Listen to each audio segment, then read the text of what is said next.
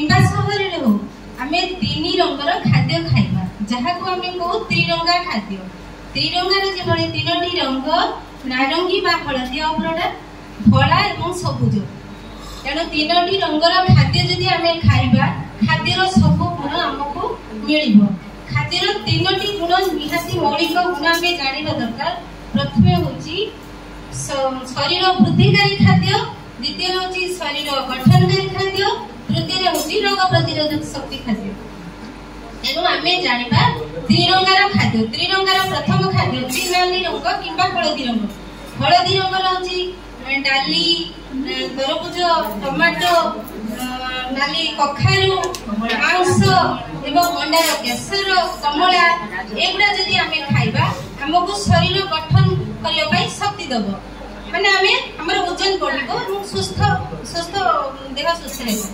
द्वितीय होची धोला रंग। धोला रंग होची भात, सुजी, क्षीर, अंडार ऊपर अंश एगुड़ा जदि आमे खाइबा ताहले हमको शक्ति दब आमे कार्य करला पई सक्षम हे परिबो।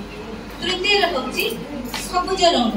सबुज रंग होची विभिन्न प्रकार सबुज पनीपरिबा, शाक एगुड़ा जिते परिमाण में आम से रोग आम देह को रोग प्रतिरोधक शक्ति बढ़ आम देह आम कौन रोगर आक्रांत हो पारू ना। तेणु बाड़ी बगीचा गाँ गहली तो सबुज पनीपरिया मिलूँ निजे भी आम चाष कर खाईपर जुगड़ा माने घर लगे आम खाईपर। माछ मांस समस्ते पाई न पारे भी गाँ गंडारे आम पोखरी माछ छाड़ी पार कि नई कूल चूना माछ आनी खाईपर। कुकुड़ा मांस खाई कुकुड़ा चाष एगुड़ा आम गाँ को बुझेगा दरकार। प्रथम हूँ बुझेगा आम चाकरी कर बुझेगा कारण आमर हूँ ICDS जो चित्र देती सूर्य मध्य माँ और शिशुर चित्र कहीं सूर्य जेपरी माने अंधकार आलोक प्रदान करती से माँ और शिशु माँ को आम ज्ञान रूपक आलोक प्रदान करी अंधार रूपक तार अज्ञानता को दूर करवा। यही आम ICDS चित्र सदा बेले मन रखुचु एवं आम सेंटर सदा बेले से चित्र ही लगे रखुचु। द्वितीय हूँ बहुत गुरुत्वपूर्ण 1000 दिन कथा। 1000 दिन है माँ गर्भ संचार माँ पेटरे पिलार गर्भ संचार पिला 2 वर्ष पर्यंत 1000 दिन कहते।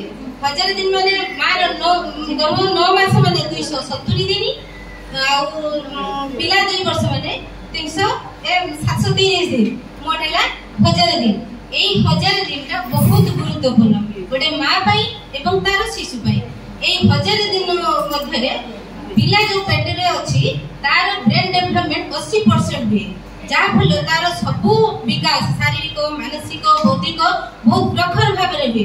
तेणु 2 वर्ष मध्य आम जी माँ शिशु को जत्न नेबा तार खाद्य ठीक भाव में रखा ताहले से गोटे सुस्थ पिला जन्म देबो। आज माने सुस्थ माँ से गोटे सुस्थ पिला देले से गोटे सुनागरिक होगी बाहर। तेणु आम माँ को खाली खाद्य कथा कहबानी तार प्रथम तो खाद्य एवं विश्राम एवं जत्न एवं सुस्थ परिवेश जदि परिवेश खराब है ताले से माँ तो निश्चित तार माइंड मेकअप होबनी से ता पिलाटा सार माने जो कथा कहिगले। तेणु माँ पेट रहिला बेले माँ जदि सुस्थ चिंता वातावरण भल कथा चिंता करिवो ताले ता पिलाटा तो सुस्थ होबो बुद्धिर विकास तार होबो ना से बड़ बड़ मनुष्य होई पारिबे। तेणु माँ को प्रथमे जत्न नेबा ता पूर्व छाड़ी गली किशोरी बालिका को आम प्रथमे किशोरी बालिका को जीवा। किशोरी बालिका को आम प्रथमे अंगनवाड़ी MHI माध्यम खाद्य देवा चूड़ा मुड़ी सब दौचे सेगुड़ा दबा अंडा दबा तापर गर्भवती पाठ को जीवा। गर्भवती पिला जन्म करे तार शिशु को से 1 घंटा मध्य कष क्षीर देव। कष क्षीर खाइले जे मार पिलार कि उपकार हो रोग प्रतिरोधक शक्ति ता देह बढ़िबो। तेणु जन्म होगा मात्र कष क्षीर देव एवं 6 मास पर्यंत माँ केवल क्षीर खुएब बाहर खाद्य खुएबनी तापर से अनुपूरक खाद्य खुएब एवं पिलार जन्म पर तार टीटी जो इंजेक्शन सब नवा कथा से सेंटर को जाई कैंप को जाई इंजेक्शन कैंप को जाई सब ठीक भाव नेले से सुस्थ पिलाटी हेई परिबो। द्वितीय होची एनामिया बा रक्तहीनता। जदि रक्तहीनता हमकु हेची ताहले आमे तो निरोग हेई जिबा रोगाक्रांत हेई जिबा ताहले सुस्थ पिला के दबा। तेणु रक्तहीनता केवल माँ को नहीं समस्त को हेई पारे। ईश्वरी माँ एवं छोट छुआ गाँव समस्त हुए रक्तहीनता साधारणतः लौहर अभाव रक्तहीनता होची एवं कुर्मी रक्तहीनता होची रक्तस्राव बेसी रक्तहीनता होची। तेणु रक्तहीनता को कमाया पई हमें सबुज पनीपरिया खाइबा चूड़ा गुड़ सोयाबीन विटामिन सी जातीय खाद्य अड़ा एगुड़ा खाइले रक्तहीनता दूर एवं छोट छुआ को जदि डायरिया हुए ताहले ताकू ओआरएस पानी देबा जिंक बटिका देबा जदि बहुत जोर हुए ताहले ताकू हॉस्पिटल नेबा पई परामर्श देबा। तापर सेसिरला सुस्थ परिवेश एवं सफा सुतरा आमे निजे सफा सुतरा रहिबा एवं चारिपाखरे परिवार रे समस्त को सफा सुतरा रखिबा पई कहबा एवं पिला को सफा सुतरा रखिबा मां खाद्य खइला बेले छुआ को सफा सुतरा रखिबा।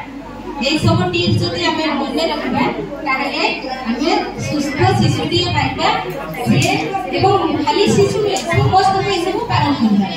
আর হাত বারবার হাত ধুইবা ছোট প্রসেসে হাত ধুইবা হাত ধুই আমি নিরন্ত ରହିବା।